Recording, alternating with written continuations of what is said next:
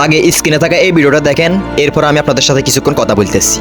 আমি রাব্বি ভিউ ব্যবসায়ী, যাকে আপনারা প্রতিনিয়ত ট্যাগ দেন ভিউ ব্যবসায়ী বলে, এবং আমি চলে আসছি চট্টগ্রামে বন্যায় প্লাবিত মানুষের পাশে থাকার জন্য। এবং কি আমার সাথে আছে হচ্ছে চট্টগ্রামের গর্ব মুজাহির ভাই। আমরা বাসকালীতে ঢুকে গেছি অলরেডি, কিছুক্ষণের মধ্যে আমরা ওই এলাকায় যাবো। এটা মেইন রোডে পানি উঠে নাই আলহামদুলিল্লাহ, তো কিন্তু এমনি বাকি জায়গায় পানি উঠছে।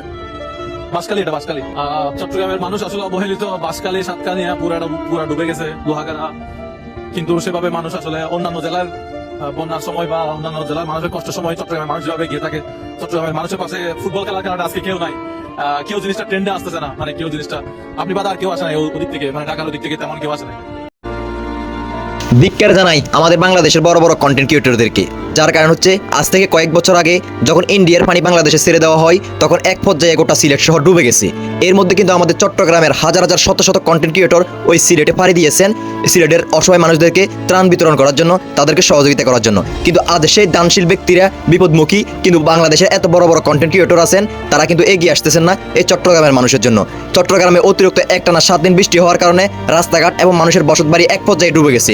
বৃষ্টির পানি পাই মানুষের গলা সমান হয়ে গেছে, কিন্তু এখনো চট্টগ্রামে কোনো কন্টেন্ট ক্রিয়েটর আসতেছে না মানবিক কাজ করার জন্য, মানুষকে অনুদান দেওয়ার জন্য, মানুষকে ত্রাণ দেওয়ার জন্য।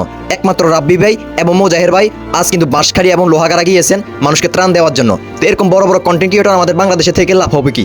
এই চট্টগ্রাম বাংলাদেশের অন্যতম একটা বড় জেলা, এই জেলার মানুষ এত পরিমাণ বিপদমুখী, কিন্তু বাংলাদেশে এত বড় বড় কন্টেন্ট ক্রিয়েটর আছেন, একটা কন্টেন্ট ক্রিয়েটর এখন পর্যন্ত আসতেছেন না চট্টগ্রামের মানুষকে ত্রাণ দেওয়ার জন্য, তাদেরকে সহযোগিতা করার জন্য। বহুত মালয়েশিয়া প্রবাসী আছেন, ভিডিওর মধ্যে রিঅ্যাকশন ভিডিও করেন, মানবিক ভিডিও করেন, প্রতিবাদী ভিডিও করেন, কিন্তু আপনার একটা ভিডিও আমি দেখলাম না এই চট্টগ্রামের বন্যা নিয়ে। আপনার কি এটা মানবিক কাজের মধ্যে পড়ে না? খালি অন্য জিনিস নিয়ে আপনি রিঅ্যাকশন ভিডিও করেন। এরকম বাংলাদেশে বহুত কন্টেন্ট ক্রিয়েটর আছেন, মাসে লক্ষ লক্ষ টাকা ইনকাম করে, কিন্তু এই বিপদমুখী চট্টগ্রাম মানুষকে সহযোগিতা করার জন্য একটা কন্টেন্ট ক্রিয়েটর এখন পর্যন্ত আসতেছে না। একমাত্র আসছেন সেই কিশোরগঞ্জের রাব্বি ভাই এবং আমাদের চট্টগ্রামের মুজাহির ভাই। তারা কিন্তু আজকে লোহাগাড়া এবং বাঁশখালীর মধ্যে মানুষকে সহযোগিতা করার জন্য গিয়েছেন। এবং চট্টগ্রামের কল্লাক মিয়া, যাকে ব্ল্যাক জয় নামে চিনে, সেই কন্টেন্ট ক্রিয়েটর পর্যন্ত মানুষকে অনুদান দেওয়ার জন্য গেছেন, কিন্তু মাসে লক্ষ লক্ষ টাকা ইনকাম করেন, মানুষকে বহুত জিনিস গিফট দেন। সেরকম বড় বড় একটা কন্টেন্ট ক্রিয়েটর কিন্তু এখন চট্টগ্রামের মানুষকে সহযোগিতা করার জন্য আসে নাই। তো এই জন্য আমি বলতেছি ধিক্কার জানাই এরকম বাংলাদেশের বড় বড় কন্টেন্ট ক্রিয়েটরের জন্য।